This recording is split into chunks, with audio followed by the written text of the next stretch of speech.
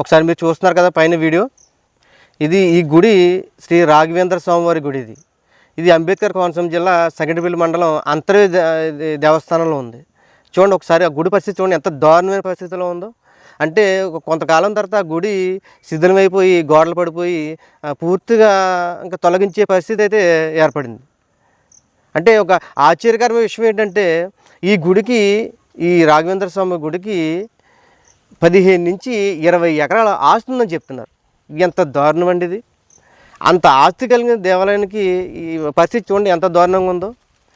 ఈ స్వామివారిని సాక్షాత్తు భక్త ప్రహ్లాదుడిగా అవతారంగా భావిస్తారు. అలాగే పంచముఖి అవతారంగా భావించే హనుమంతుడిని మొట్టమొదట శ్రీరామచంద్రుడు చూసిన తర్వాత రెండో వ్యక్తిగా ఎవరైనా చూశారంటే అది శ్రీ రాఘవేంద్ర స్వామి అని చెప్పేసి చరిత్రకారులు చెప్తూ ఉంటారు. అంతటి మహాయోగి, అంత గొప్ప యోగికి పట్టిన పరిస్థితి ఒకసారి చూడండి ఎలా ఉందో, ఎంత దారుణమైన పరిస్థితుల్లో ఉందో గుడి. నిజంగా ఒక హిందువుగా ఆ ఆలయాన్ని చూసిన తర్వాత నాకు మనసు బాధ అనిపించి ఈ వీడియో చేయడం జరుగుతుంది. గవర్నమెంట్ పట్టించుకోవాలని చెప్పి చాలామంది చెప్తుంటారు. ఒక హిందువుగా నువ్వు ప్రశ్నించలేనప్పుడు గవర్నమెంట్ ఎందుకు పట్టించుకుంటుంది? గవర్నమెంట్కి ఏం సంబంధం? ఈ ఎండోమెంట్ వాళ్ళు డబ్బులు తీసేసుకుంటున్నారు, వాళ్ళు ఏం చేయట్లేదంటే ఎందుకు చేస్తారు? నువ్వు అడగాలి కదా ముందు. నువ్వు అడిగితే కదా చేస్తారు. వాళ్ళు ఎందుకు చేస్తారు? ముందు హిందువుగా నీ హక్కు నువ్వు తెలుసుకుని నువ్వు ప్రశ్నించే గుణం నీకు ఉండాలి కదా ముందు. చాలామంది స్వామీజీలు అంతర్వేది కొత్త వేషాలు వేసుకుని వస్తుంటారు. వాళ్ళు తిరగడానికి టయోటా కార్లు 70-80 లక్షలు విలువ చేసే టయోటా కార్లు, వాళ్ళ వెనకాల ఫాలో అప్ 4-5 కార్లు ఫాలో అప్ ఉంటుంది, వాళ్ళ వెనకాల సెక్యూరిటీ 10 మంది ఉంటారు. వీళ్ళకి ఎవరో ఒకరు స్పాన్సర్ చేస్తేనే కదా వీళ్ళంతా హడావుడి చేయగలుగుతున్నారు. వీళ్ళ వల్ల ఏంటి లాభం?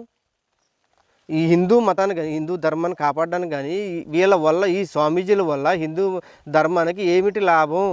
వీళ్ళు వచ్చి చేసేది ఏంటంటే పురాణాల్లో మనకు తెలిసిన కథనే మళ్ళీ చెప్పి ఏదో గొప్ప ఘనకార్యం చేసినట్టుగా ఫీల్ అయిపోయి వెళ్ళిపోతుంటారు. మళ్ళీ వీళ్ళ వెనకాల గొర్రెల్లాగా 1000-2000 మంది తిరుగుతూ ఉంటారు. వీళ్ళ వల్ల హిందూ ధర్మానికి ఏ విధమైన ఉపయోగం లేదు. ఇప్పటికైనా హిందువులు మారాలి. మన గుడులకు ఉన్న ఆస్తుల్ని మనం కాపాడుకోలేని పరిస్థితులు ఉన్నప్పుడు మనం ఎందుకు ఈ మతంలో ఉండటం? వెళ్ళిపోండి, మతం మారిపోండి. ఎందుకు? ఏం లాభం? ఇందులో ఉండి ఏం లాభం? మన ధర్మాన్ని మనం కాపాడుకోలేనప్పుడు మనం ఇందులో ఉండి ఏం లాభం చెప్పండి? చూడండి పైన గుడి ఎంత దారుణమైన పరిస్థితుల్లో ఉందో.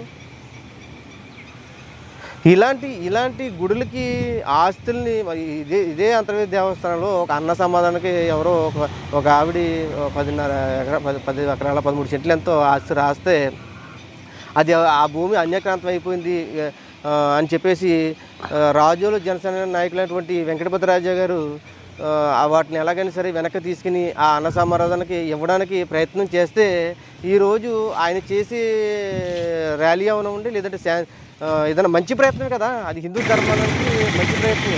అలాంటి ప్రయత్నాలు కూడా పర్మిషన్ లేదని చెప్పేసి ఆపేసింటారు. అదే రాజ్యాంగంలో ఉన్న దాని గురించి వ్యతిరేకంగా చేసే ర్యాలీలకి ఆ పరిమితులు వచ్చేస్తాయి, అన్నీ ఇచ్చేస్తారు. వేల మంది సంఖ్యలో సభలు చేసేస్తారు. పైగా ప్రజెంట్లో ఉన్న గవర్నమెంట్ని కూడా తిడతారు. వాళ్ళకి అందరికీ పర్మిషన్లు ఇస్తూ ఉంటారు. కానీ మన హిందూ ధర్మానికి హిందూ ఆస్తుల్ని కాపాడాలని ఒక వ్యక్తి ప్రయత్నం చేస్తే కనీసం ఎవరూ కూడా మాట్లాడిన పరిస్థితి అయితే లేదు. ఏంటి మీరు హిందువులుగా బతికి ఏంటి లాభం మీ వల్ల? హిందువు అని చెప్పుకుంటే సరిపోయిందా? మన హిందూ ధర్మాన్ని కాపాడుకోవాలి బాధ్యత ఎవరిది? మనదే కదా. ఇది ఎగ్జాంపుల్ మాత్రం. ఇలాంటి గుడి చాలా ఉన్నాయి. ఆ గుడి పక్కనే ఆంజనేయ స్వామి గుడి ఉంది. సుమారుగా 90 ఎకరాలు ఆస్తుందని చెప్తున్నారు. ఆ గుడి పరిస్థితి చూడండి, పెచ్చులు రాలిపోతున్నాయి, ఎక్కడ గోడలు అక్కడే ఊడిపోయినాయి. ఎంత దారుణమైన పరిస్థితిలో ఉంది చూడండి గుడి.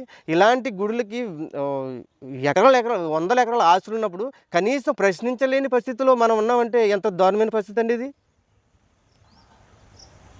ఇప్పటికైనా మారాలి. కనీసం మన హిందూ దేవాలయాలకు ఉన్న ఆస్తుల్ని ఎక్కడెక్కడ ఉన్నాయో అన్నీ బయటికి తీయాలి.